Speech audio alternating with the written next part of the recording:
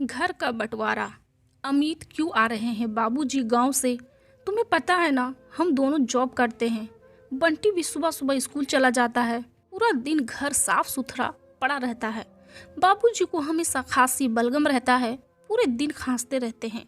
और तो और उन्हें सुबह 5 बजे चाय चाहिए, 9 बजे खाना, फिर शाम की चाय। मैं ऑफिस से आकर थक जाती हूँ, कुछ हल्का फुल्का बना लेती हूँ। शाम को उन्हें तो पूरा खाना चाहिए होता है। कैसे मैनेज करूँगी यार? पिछले बार तो मम्मी जी भी आई थी तो उन्होंने सारा काम संभाल लिया था, पर अब मम्मी जी के जाने के बाद मुझसे अकेले किसी की सेवा नहीं होगी। सुन रहे हो या बहरे हो गए हो अमित? ज्योति उसकी पत्नी चिल्लाते हुए बोली।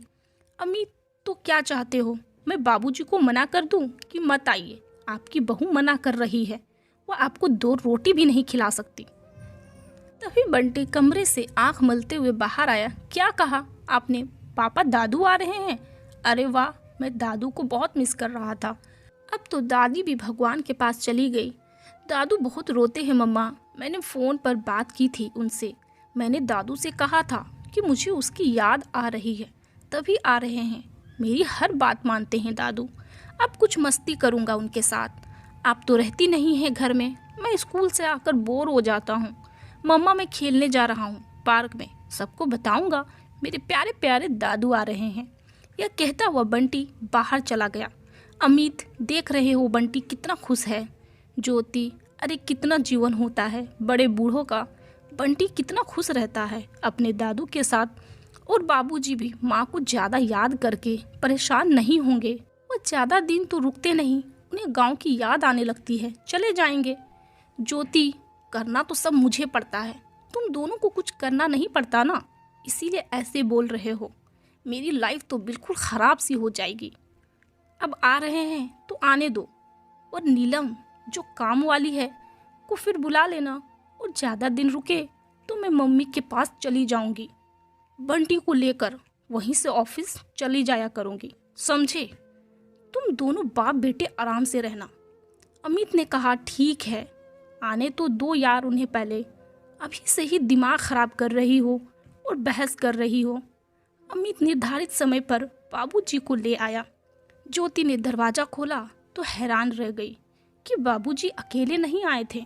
उनके साथ ज्योति के मायके से उसकी मम्मी पापा भी साथ थे। ज्योति ने जब ये सब देखा तो ज्योति का तो खुशी का ठिकाना ही नहीं रहा। उसने बाबूजी के पैर छुए, मम्मी पापा के गले लगी, सभी को पानी दिया, वह चाय नाश्ता कराया। ज्योति ने अपनी मम्मी से खूब जी भर के बातें की। बंटी भी सभी लोगों को घर में एक साथ देखकर खुशी से भी फूला नहीं समा रहा था। वो बहुत ज़्यादा खुश था। ज्योति ने पूछा, मम्मी, आप दोनों बाबूजी के साथ यहाँ कैसे? आपको तो एक दिन की भी फुर्सत नहीं होती। मैं कहती हूँ तो भी नहीं आती आप। मैं इतना बुलाती तब भी नहीं आती। मम्मी, बेटा, तेरे ससुर जी ने फ़ोन किया, कहा आप लोगों से मिलने का मन है और कुछ ज़रूरी बातें भी करनी है। आप लोग बहू के घर आ सकते हो तो आ जाइए, मैं भी आ रहा हूँ। समधी जी ने बहुत आग्रह किया तो हम ठुकरा नहीं पाए। तभी ज्योति के ससुर जी ने सभी को आवाज़ लगाई। सभी हॉल में आ गए। जी समधी जी, कहिए, आपने हम सबको किस विशेष मकसद से बुलाया था? ज्योति के ससुर ने कहा, जब से मेरी पत्नी अमित की माँ मुझे छोड़कर गई है, तब से बस यूं ही जिंदगी काट रहा हूँ। मेरी जिंदगी का कोई भरोसा नहीं, पता नहीं कब सांसें थम जाए। तभी आप सब लोगों को यहाँ बुलाया है, कुछ खास मकसद से ही। मैं अपनी ज़मीन जायदाद का बंटवारा करना चाहता हूँ, सबकी मौजूदगी होना आवश्यक है। पर समधी जी, आपका इकलौता बेटा है, फिर आपको बंटवारे की क्या आवश्यकता है? बाबूजी, क्या ज़रूरत है? जब तक आप हैं आप संभालिए, फिर मैं देख लूँगा, अमित बोला। बाबूजी ने कहा, बेटा, वह मैं भी जानता हूँ, और कुछ चीज़ें साफ होना जरूरी है, बस वही बताना है। ज्योति मन ही मन डर रही थी।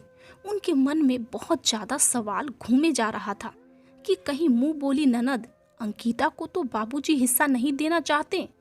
बाबूजी ने कहा, बात यह है कि बेटा, किसी की भी जीवन का कोई भरोसा नहीं। पति पत्नी में कौन पहले दुनिया से विदा हो जाए पता नहीं। इसीलिए अगर तू पहले जाता है तो बहू को कोई समस्या ना हो, उसे इधर उधर कोर्ट कचहरी के चक्कर ना काटना पड़े। अकेली औरत को दुनिया बहुत परेशान करती है बेटा। इसीलिए मैं शहर का यह घर बहू के नाम कर रहा हूँ। गांव का जो घर है वह तेरे नाम, और तुम दोनों को इस कागज पर भी साइन करना है। अगर मेरे बाद अंकिता अपने मायके आए तो उसे वैसा ही मान सम्मान मिलता रहे जैसा अभी मिलता है, अन्यथा यह जायदाद में हिस्सेदारी वह ले सकती है। बताओ तुम दोनों को मेरा फैसला मंजूर है या नहीं? ज्योति, जो अपने ससुर जी को गलत समझती थी, आज उनके फैसलों को सुनकर हैरान रह गई कि कोई ससुर बहू और उसके भविष्य के लिए इस कदर भी सोचता है। ज्योति आंखों में आंसू लिए ससुर जी के पैरों पर गिर पड़ी। बोली, बाबूजी आप फिक्र मत कीजिए, दीदी को मान सम्मान में कोई कमी नहीं आएगी। अगर आप यह बात नहीं भी कहते तो भी हम उनके मान सम्मान में कोई कमी नहीं आने देते। अब आप कहीं नहीं जाएंगे, बंटी और हमारे साथ रहेंगे हमेशा। अमित ने भी ज्योति की बातों का समर्थन किया। बाबूजी भी आंखों में आंसू लिए हाथ की लाठी को किनारे रख दोनों हाथों से ज्योति को आशीर्वाद देने लगे। कांपती आवाज में बोले, सदा सदा सुहागन रहो बहू। शर्मा जी अपने बेटी से कहे कि बड़े बुजुर्ग ऐसे ही होते हैं बेटा, और बच्चों पर हमेशा अपना आशीर्वाद बनाए रखते हैं और अपने से पहले अपने बच्चों का भला सोचते हैं। इसीलिए बेटा हमें हमेशा बुजुर्गों का सम्मान करना चाहिए। ज्योति को भी अपनी सोच पर शर्मिंदगी महसूस हो रही थी और उसने ठान लिया था कि आज के बाद ना कभी अपने बड़ों का अपमान करेगी, ना ही किसी को करने देगी। दोस्तों, क्या बाबूजी ने जो फैसला लिया था वह सही था या गलत? आप अपनी राय हमें कमेंट्स बॉक्स पर जरूर दें, और वीडियो अच्छी लगी हो तो लाइक, कमेंट और ज़्यादा से ज़्यादा सब्सक्राइब करें। यहाँ तक देखने के लिए आपका बहुत